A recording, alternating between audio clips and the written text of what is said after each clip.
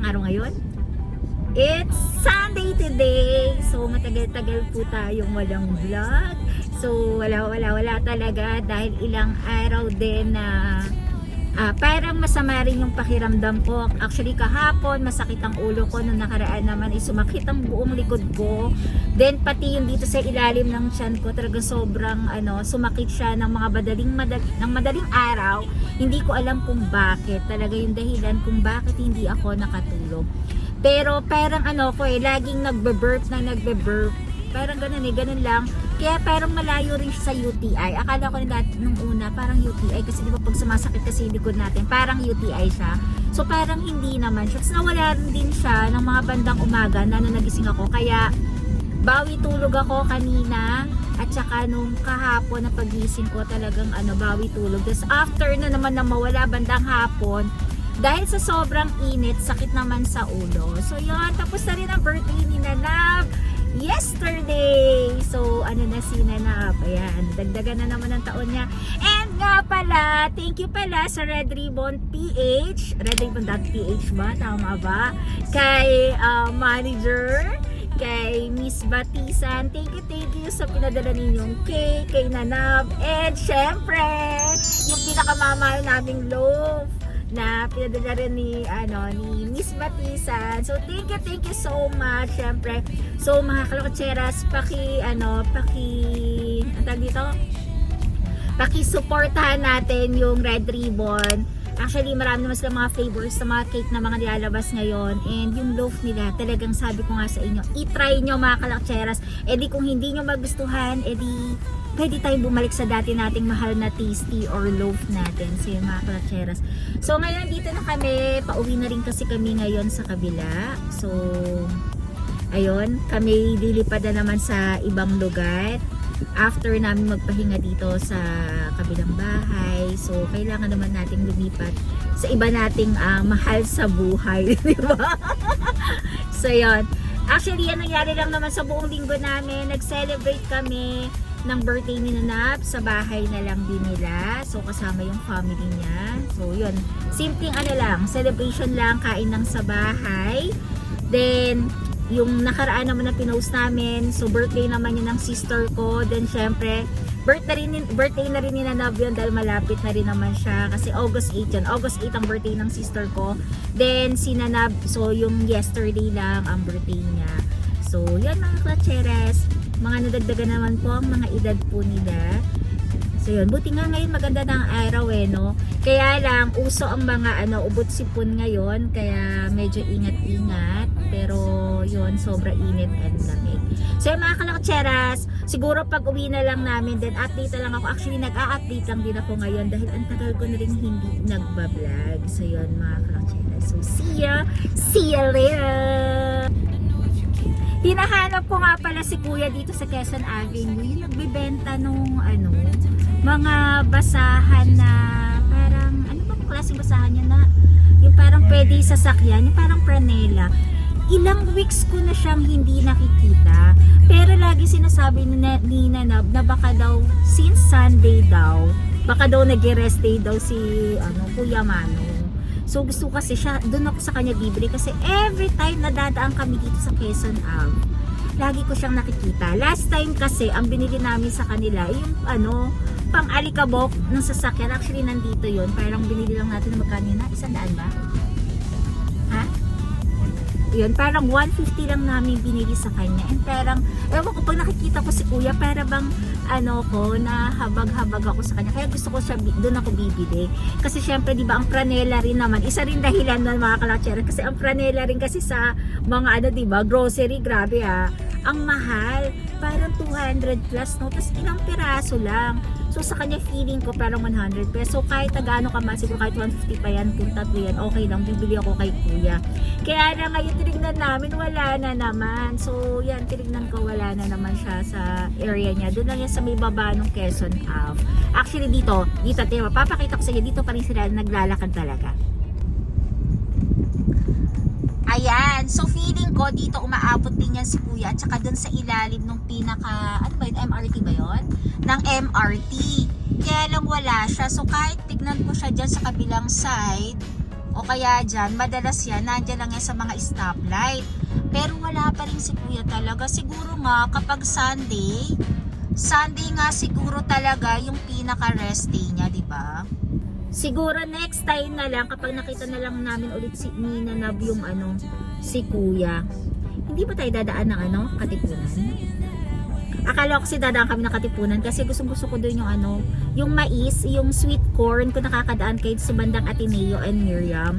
So yung kapag dumadaan kami doon, like kung naano kay Nanab is yung yung mais na nilaga. Pero dahil hindi daw kami dadaan, wala.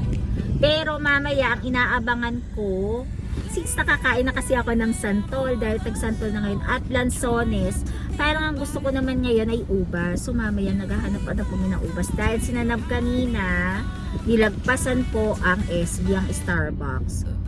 Dun sa may bandang, anong lugar yan na? Anong banda yan? Sa Monumento, yung drive-thru.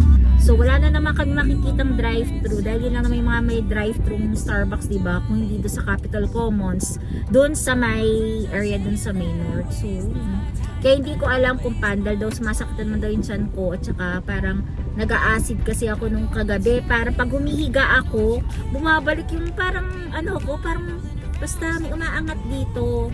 Eh hindi man ako uminom ng Kremil S. Parang sabi sa akin na uminom daw ako ng Kremil S. Pero hindi ako uminom dahil nga sabi ko okay na yun kasi kakainom ko lang din ng Biogesic dahil sobrang sakit ng ulo. Ayoko naman na masobrahan ako sa gamot. No, kung mga kalakcheras, ganito na ba ang mga tumatanda pag nadadagdagan ng edad din? Talagang naglalabasan na yung mga nararamdaman. So yan, biyahe na lang muna kami pa uwi. So yun, later ulit!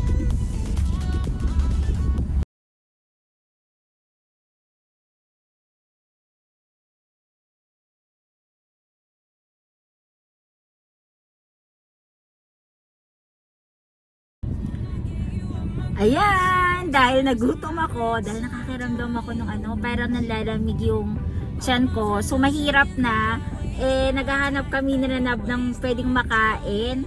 So meron kami mga dalang pagkain pero syempre hindi naman namin makakain dito sa sakyan. Meron kami nadaanan kanina na parang Lemon Square. Parang meron palang Lemon Square na na store, parang big shop siya. Kaya lang parang ayoko naman kasi nung ganong pagkain na parang hindi ko yun yung type ngayon. So ngayon napadaan kami dito. Pakita ko sa mga kalcheras. So ayan, andito kami sa Angel's Burger. So buy one take one. So yan, inaantay ko na lang. So umorder ako ng cheesy burger. So buy one take one siya. Parang 50 pesos lang. So ayan. Waiting kami kay ate habang niluluto niya. Ang mura lang pala nun, 50 pesos. Gano'n ba presyo nun? So 50 pesos, cheese na siya. Hindi ko lang alam. Kasi parang may sasabi si Nanab kanina, parang chori burger. So yan, kunin ko na lang muna. Ayan, okay na yung burger. Tinawag ako ni ate, okay na pala siya. So, di ba ang galing, no? Nagtataka lang ako every time na ay, aso. Oh my God. Ayan, napansin ko lang din every time na pupunta kami store ni Nanab, kapag bibili kami, walang katao-tao. Tapos, after lang, dumadami yung tao. Dumami yung tao nung maluluto na yung ito siya, 2 burger. Gusto mo? Isa tayo. Ayan, kakain. So, kakain tayo ng Angel's Burger, o diba? Wala sa plano to. Bigla lang kasing, parang feeling ko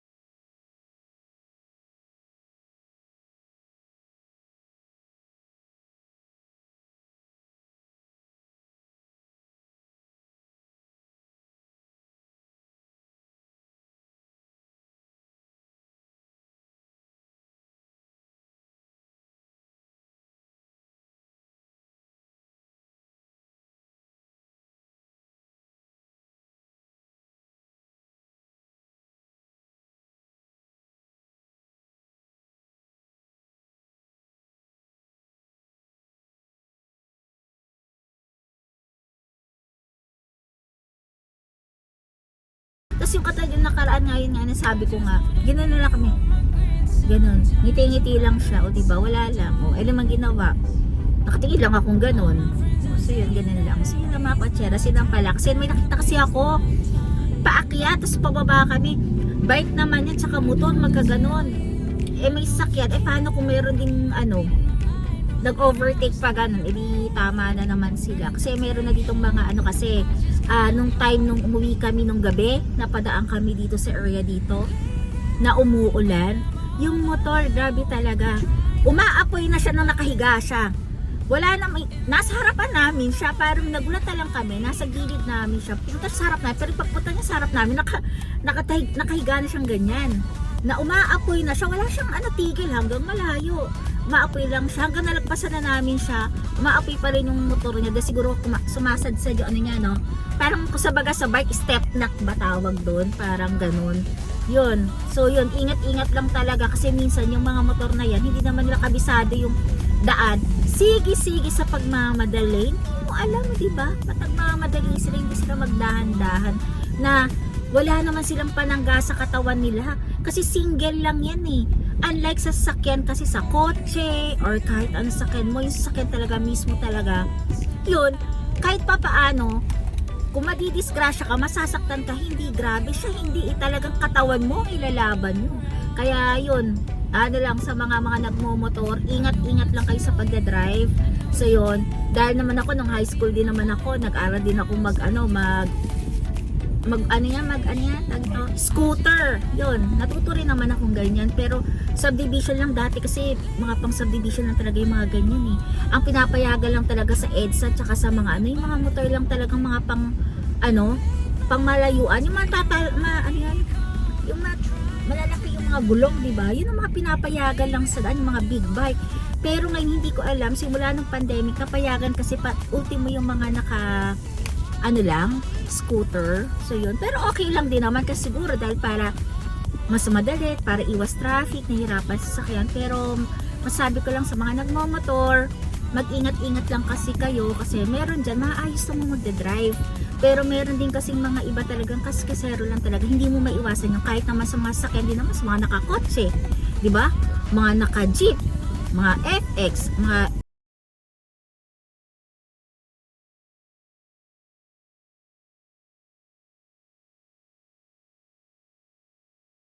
rin kaskasero. So yun. Kaya sundan na lang natin dapat kung ano yung mga binibigay sa ating lane. Kung sa dapat sa motor ka, doon ka lang dapat sa lane na yon.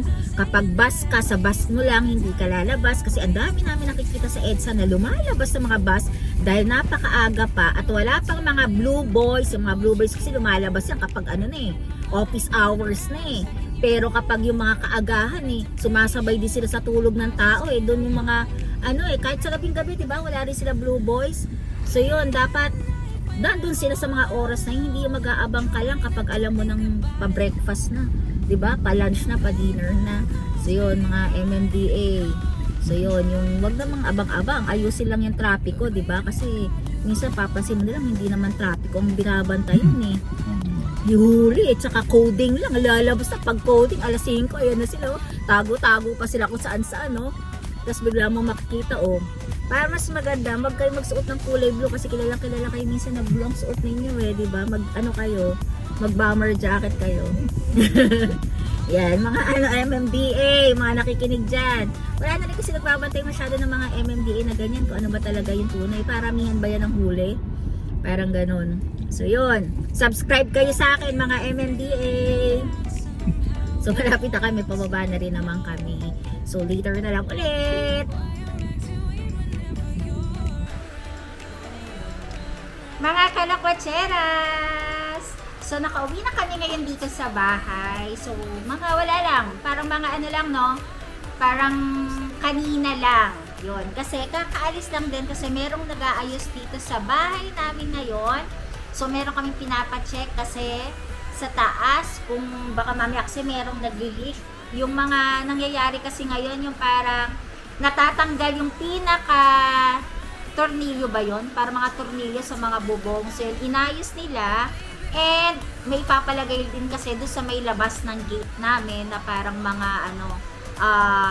ang tawag doon, mga bulb wire ba yun? Mga bulb wire na in-schedule nila ulit tomorrow. So yan, kakaalis lang, kaya hindi ako agad nakapag vlog agad. So yun mga kutsera, sasabayan na kami. So nakapag-merienda na rin kami ni Nanab. So siya, ayan, nakahiga na naman. And then, meron pala akong ipapakita sa inyo mga kalakutseras na binili ko last time. So another budol na naman ito na si Nanab ay lagi sinasabi sa akin para daw lunch bag. Ewan mo kung bakit siya lunch bag. Siguro dahil para hindi ko siya bilhin. Parang ganun. So para niya sinisiraan sa akin to. Para hindi ko siya bilhin. Pero syempre, walang makakapigil sa akin. So ito kasi nakyutan lang kasi ako sa kanya. Para siyang small luggage na kahit na ihagis mo siya,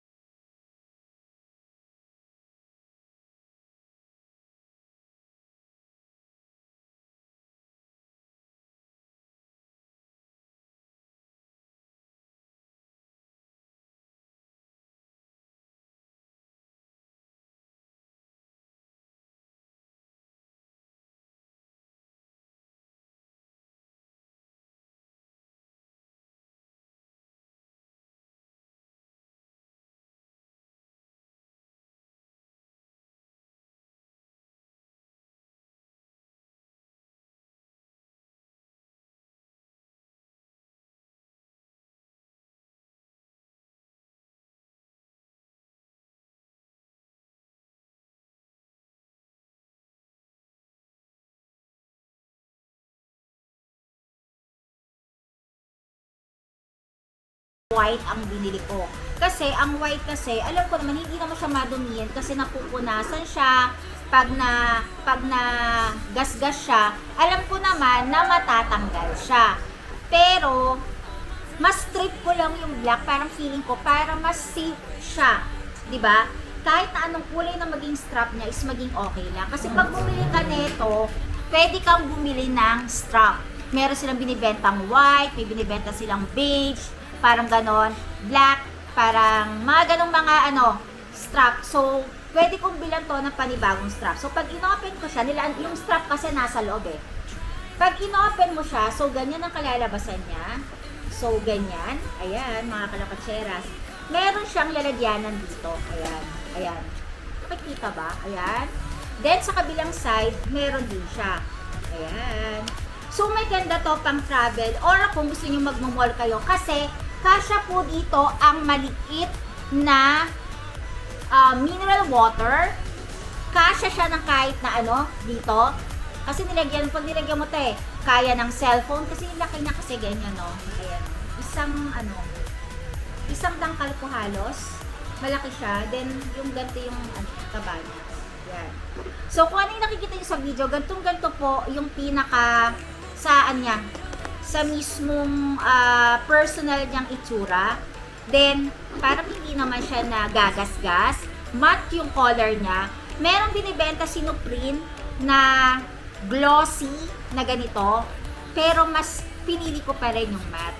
Wala lang, kasi parang feeling ko lang ha, though wala naman ako nung glossy na ganito, iniisip ko lang kasi baka mamaya katagalan, pag nagasgas, may biglang lumabas na white, diba ganun natin maiiwasan, or pag nagasgas, kulay gray ang magiging gasgas niya, ganon. So, para mas safe, sa matte color ako. So, yung parang hindi siya naluluma, parang ganon. So, ganun siya kaluwag, mga kalakatseras. And, ganito ang zipper niya. Ayan, kung mapapansin niyo. Yan, ganyan. Ganito yung likod niya, side niya, leather siya. Then, ito ang pinaka-strap niya. Ayan. Yung pinaka-strap niya, may nakalagay siyang lupin. Ayan.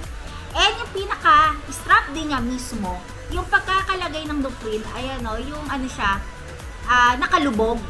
Hindi siya matatanggal. And medyo glossy itong pinaka-strap niya. Kaya ang galing niya. Then, pulidong-pulido po ang mga tahi. Ayan. Ayan, kaya ako nagustuhan yan. Na-adjust siya. Yan. Yan, na-adjust. So, yan. Pag kinabit mo lang yan, simple lang ganito. Pakita ko sa inyo na talagang matibay siya. Kaya nagtitiwala ako dito sa nabili kong to. Yan.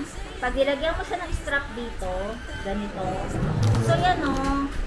Kung mapapansin ninyo, ito, kahit nahatak-hatake mo siyang ganon. O, diba? Wala ang snatcher dyan. Pag inahatag yung bag, hindi talaga mapipigtal. So, pwede mo siyang gamitin. Ng nakaganito. Ayan. Ganyan. Kung gusto niyo yan, ganyan. Kasi pwede ko rin siyang gamitin na ganyan. Or i-adjust mo siya ng onte, ng paganito. Uro natin ng onte. Yan. Then, pwede mo siyang paganyan. Diba? Right! So, yan.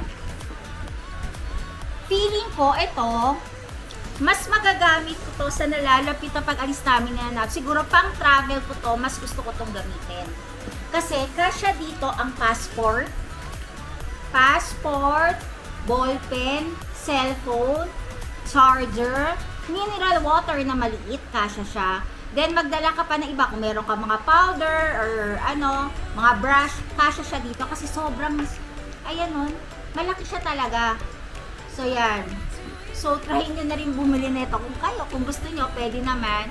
Parang ang price lang nito ay 1,000 plus. Parang 1 plus lang to. Then, meron nito sa ano na rin eh. Alam ko meron na rin to mga online sa IG. Then, meron din silang discount. Kung last 8.8 ata, nung 8.8 meron siyang discount. Pero di ko lang sure ngayon. Check nyo dun sa may IG nila, sa FB page nila. Baka meron silang discount. So, yun. Shinare ko lang sa mga katseras. Baka magustuhan itong lupin. So, ayan o. Ito yung logo niya. N. Na parang black. Ayan siya. Meron din sila yung parang glossy. Parang buo nakalagay dito. So, yun. Nice to. As in, maganda siya.